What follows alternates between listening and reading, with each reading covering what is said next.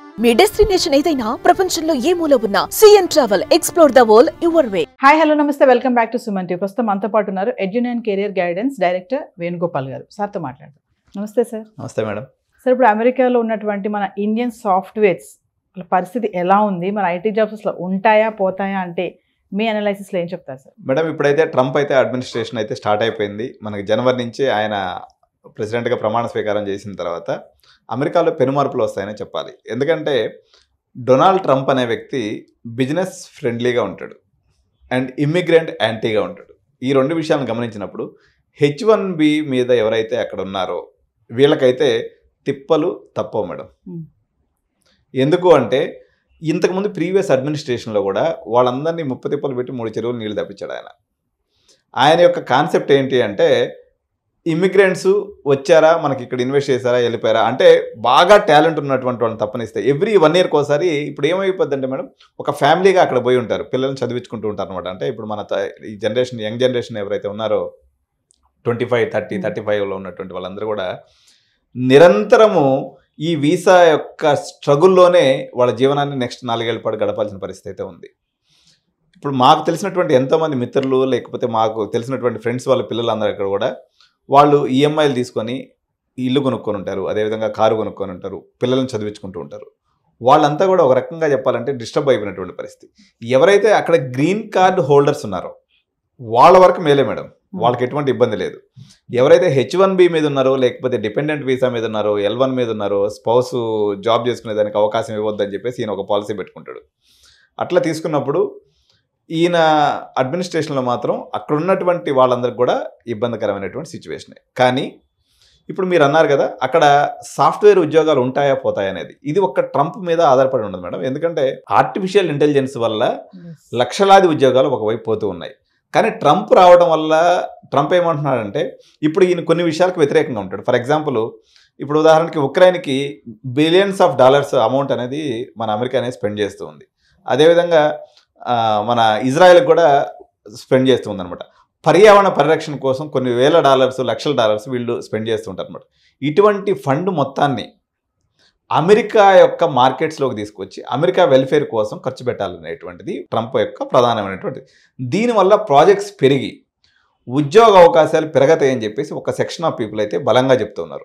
ఇప్పుడు సపోజ్ ఒక కంపెనీ ఉంది మేడం, వాళ్ళు H1B వీసాలో సపోజ్ ఒక 100 ఉన్నాయనుకుందాం ఫర్ ఎగ్జాంపుల్.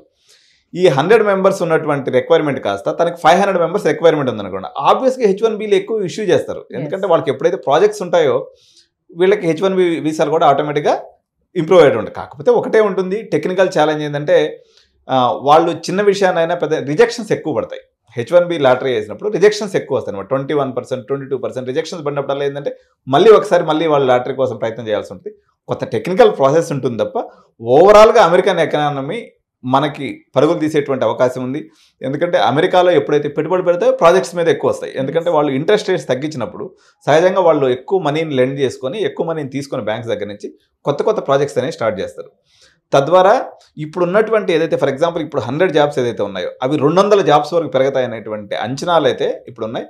దానివల్ల అమెరికన్ ఎకానమీ ఎప్పుడైతే బూస్ట్ అవుతుందో తద్వారా ఉపాధి అవకాశాలు, అదేవిధంగా సాఫ్ట్వేర్ ప్రాజెక్ట్స్ కూడా పెరుగుతాయి. ఎన్ని ఉన్నప్పటికి కూడా ఇంత ఎవరైతే ఉన్నారో 100% అందరూ సస్టైన్ అయ్యేటువంటి అవకాశం లేదు.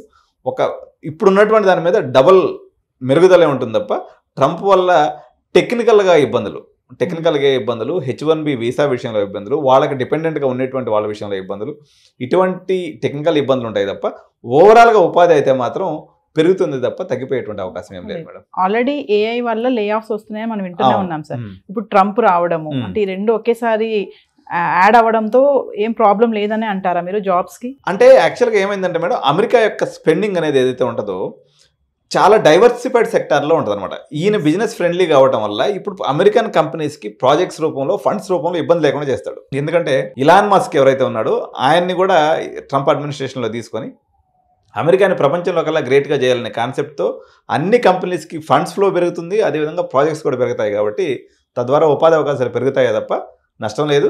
కాకపోతే ఈ యొక్క ఇబ్బందులు అయితే, వీసా ఇబ్బందులు అయితే కానీ తప్పేటట్లేదు, అందరికి కూడా ఉంటాయి. ఇప్పుడు ఈ ట్రంప్ విన్నింగ్ అనేది మన ఇండియన్స్ పైన ఎలా ఉంటుంది, అసలు ఇంపాక్ట్ ఎలా ఉంటుంది అంటారు ఓవరాల్గా చూసుకుంటే? ఇక్కడ 2 రకాలుగా చూడాలి మేడం. ఒకటి ఇండియన్స్ పైన ఉండేటువంటి ఎఫెక్ట్, రెండోది ఇండియా పైన ఉండేటువంటి ఎఫెక్ట్. సో ఇండియన్స్ పైన ఓవరాల్గా తీసుకున్నప్పుడు న్యూట్రల్ ఎఫెక్ట్. అంతకుముందు మామూలుగా అనుకున్నాం కానీ నెగిటివ్ అవుతుంది అనేటువంటి కొన్ని అంచనాలు ఉన్నాయి, కానీ పెద్దగా నెగిటివ్ జరగకపోవచ్చు. కానీ ఓవరాల్గా ఇండియా మీద చూస్తే మాత్రం ఏ రకంగా తీసుకున్నా ట్రంప్ వల్ల మనకు చాలా లాభాలే. ఎందుకంటే ఓవరాల్గా ఇండియన్ ఎకానమీ డెవలప్ అవ్వాలి అన్నట్లయితే మనకి నియరెస్ట్ కాంపిటేటర్ వచ్చేసి చైనా మేడం. అతనికి చైనా అంటే సుతరాము పడదు. దీనివల్ల మనకు అనేక రకాలైనటువంటి విడిభాగాలు ఓఈఎంస్ అంటారు అనమాట. ఓఈఎంస్ అంటే విడిభాగాల సప్లై ఏదైతే ఉందో దీనికి సంబంధించినటువంటి వేలాది ప్రాజెక్ట్స్ ఇండియాకి వచ్చేటువంటి అవకాశం ఉంది. దీనివల్ల మన ఇండియాలో పర్టికులర్గా మెకానికల్ చదువుకున్నటువంటి విద్యార్థులకి, లేకపోతే ఏరోస్పేస్లో చదువుకున్నటువంటి విద్యార్థులకి, ఏరోనాటికల్ చదువుకున్నటువంటి విద్యార్థులకి వీళ్ళందరికీ కూడా ఉపాధి అవకాశాలు వస్తాయి. కానీ వేరే సాఫ్ట్వేర్ పరంగా తీసుకున్నప్పుడు కొంత ఇబ్బంది. ఎందుకంటే ఈయన ట్యాక్స్ అనేది ఇంపోర్ట్స్ మీద విపరీతంగా పెంచుతానని అంటున్నాడు. ఈ ట్యాక్స్ ఇప్పుడు మనం తయారు చేసేటువంటి సాఫ్ట్వేర్లో దాదాపు 70% సాఫ్ట్వేర్ ఎక్స్పోర్ట్ టు అమెరికా అనమాట. ఎప్పుడైతే వాళ్ళు ట్యాక్స్లు పెంచుతారో ఆటోమేటిక్గా మన కంపెనీల యొక్క ఫినాన్షియల్ అనేది క్రంచ్ వస్తుంది వీళ్ళకి.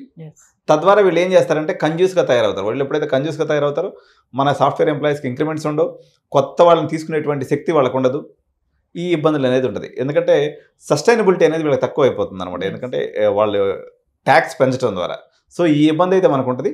అయినప్పటికీ ఆయన ఏమంటున్నాడంటే 60% ట్యాక్స్ని చైనా నుంచి వచ్చే ప్రొడక్ట్స్ మీద వేస్తాను, అదేవిధంగా వేరే ఇండియా నుంచి వచ్చే వాళ్ళకి మాత్రం 20 నుంచి 25% ట్యాక్స్ వేస్తానని ప్రజెంట్ తను ఎలక్షన్ టైంలో చెప్పినటువంటి మాట. అదే నిజమైనట్లయితే కంపారిటివ్లీ మనం లాభపడతాము కంపేర్ టు చైనా. కానీ సాఫ్ట్వేర్ పాయింట్ ఆఫ్ వ్యూలో మాత్రం ఫైనాన్షియల్ క్రంచ్ అనేది కొంత సాఫ్ట్వేర్కి వచ్చేసింది. ఆల్రెడీ ఏఐ ఉపద్రవం ఉంది. 4 సంవత్సరాల నుంచి అసలు ప్లేస్మెంట్స్ అన్న మాటే లేవు. దానికి తోడు ఇదిగానే యాడ్ అయింది అన్నట్లయితే కంపెనీస్ యొక్క ఆర్థిక సౌలభ్యం తగ్గిపోయి మన ఇక్కడ లోకల్గా ఉన్నటువంటి సాఫ్ట్వేర్ ఎవరైతే చదువుతున్నారో విద్యార్థులకు మాత్రం డెఫినెట్గా వీళ్ళకైతే కొంత ఇబ్బంది జరిగేటువంటి అవకాశం అయితే ఉంది మేడం. అంటే సార్ ఇప్పుడు వలసగా వెళ్తారు కదా, ఇమిగ్రెంట్స్ ఉంటారు, ఇల్లీగల్గా వెళ్తారు కదా, వాళ్ళపైన బాగానే ఇప్పుడు స్ట్రిక్ట్గా ఉంటుందంటారా? 100% స్ట్రిక్ట్గా ఉంటుంది మేడం. ఆయన ఇల్లీగల్ ఇమిగ్రేషన్ విషయంలో చాలా అంటే ట్రంప్ యొక్క సహజ స్వభావం ఏంటంటే నోటికి ఎంత మాట వస్తే అంత మాట అంటారు అనమాట. ఆయన ఈ మధ్య ఒక మీటింగ్లో చెప్తూ వాళ్ళు పిల్లులు తింటారు, కుక్కలు తింటారు, వాళ్ళు మనుషులు కాదన్నట్టుగా మాట్లాడతారు. అంటే ఇల్లీగల్ ఇమిగ్రెంట్స్ అనే మాటే తనకు ఒక నచ్చనటువంటి మాట. మెక్సికో గోడ కడతానంటాడు ఎంతసేపుకి, ఆడ నుంచి ఎవరిని రాని అంటాడు. అందువల్ల ఇక్కడ 2 రకాల ఇబ్బందులు ఉన్నాయి.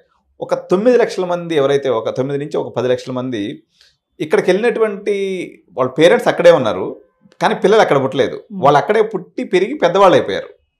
ఇప్పుడు వాళ్ళకి పౌరసత్వం ఎవరంటున్నాడు ఆయన. ఫస్ట్ అదే ఇప్పుడు పాపం వాళ్ళు ఒక 10 లక్షల మంది వాళ్ళు పాపం 10th క్లాస్ ఎక్కడ చదివిండ్రు, ఇంటర్ ఎక్కడ చదివిండ్రు, డిగ్రీ ఎక్కడ చదివిండ్రు, పాపం అక్కడే ఉన్నారు. వాళ్ళకి అసలు మామూలుగా ఇండియన్ ఫ్రెండ్స్ కూడా ఎవరు లేరు. కానీ ఇప్పుడు వాళ్ళు ఏంటంటే వాళ్ళు అమెరికన్ సిటిజన్స్ కాదు అంటున్నారు. అంటే యాక్చువల్గా ఇండియన్స్ ఎప్పుడు కూడా పెద్దగా ఇల్లీగల్ ఇమిగ్రేషన్ చేయరు మేడం. వాళ్ళు జనరల్గా ఏంటంటే పాకిస్తానీస్, బంగ్లాదేశ్, తర్వాత వీళ్ళు ఆ మెక్సికో బార్డర్లో పోయేసి సల్లంగా దూరి లోపలికి వెళ్ళిపోతుంటారు తప్ప ఇండియన్ ఇల్లీగల్ ఇమిగ్రెంట్స్ ఓవరాల్గా మనం తీసుకున్నప్పుడు ఇట్లాంటి వాళ్ళు ఉన్నారు. ఎవరు అక్కడే పిల్లలు పుట్టకుండా మామూలుగా అమెరికాలో పౌరసత్వం ఎట్లా ఉంటుందంటే ఒకవేళ ఈమె ప్రెగ్నెన్సీతో పోయేది అక్కడ పాప లేకపోతే బేబీ పుట్టింది అనుకోండి, వాళ్ళకి బై డిఫాల్ట్ అమెరికన్ సిటిజన్షిప్ అనేది వచ్చేస్తుంది. అట్లా కాకుండా పిల్లలు పుట్టిన తర్వాత అక్కడికి వెళ్ళింది అనుకోండి, అక్కడే పెరిగి చదువుకుంటారు, కానీ వాళ్ళకి ఇప్పుడు గ్రీన్ కార్డ్ రావడానికి 100 ఏళ్ళ క్యూ ఉంది. వాళ్ళకి ఇప్పుడు గ్రీన్ కార్డ్ వచ్చే అవకాశం లేదు. సో ఈ గ్రీన్ కార్డు విషయంలో ఆయన ఒక పాలసీ తీసుకుని ఏదైనా ముందుకెళ్తే ఆయన 2 రకాలుగా చెప్తాడు. నేను ఇక్కడ నుంచి డిగ్రీ చదవడానికి వచ్చిన వాళ్ళందరికీ గ్రీన్ కార్డు ఇచ్చేస్తానంటాడు, ఇమిగ్రేషన్ మొత్తాన్ని తాడదీస్తానంటాడు. మరి ఆయన గ్రీన్ కార్డు విషయంలో అయితే నాకు తెలిసి బెండగాడు. ఎందుకంటే ఇప్పుడైతే అక్కడ ఉన్నటువంటి ఈ 9 లక్షల మందికి ఇల్లీగల్ ఇమిగ్రెంట్స్గా ఉన్నటువంటి వాళ్ళందరినీ కూడా హోమ్ల్యాండ్ సెక్యూరిటీ అంటారు. వాళ్ళకి మనకి ఎక్కడైతే అక్కడ ఇమిగ్రేషన్ అధికారాన్ని చూసేటువంటి ఒక డివిజన్ అనమాట అది అమెరికా ప్రభుత్వంలో. వాళ్ళనైతే మాత్రం అందరినీ తాడదీసి అందరిని ఇంటికి పంపిస్తారు. తర్వాత రెండో ఇబ్బంది, మనకు ప్రధానమైనటువంటి ఇబ్బంది ఎవరైతే పార్ట్ టైంలు చేసుకుంటారో, ఇల్లీగల్గా పార్ట్ టైం చేస్తూ ఉంటారు మన వాళ్ళందరూ, వీళ్ళందరికీ కూడా ఒక రకంగా ఇబ్బందే వాళ్ళందరినీ కూడా కంట్రోల్ చేసేటువంటి పరిస్థితి ఉంది. Thank you. నమస్తే.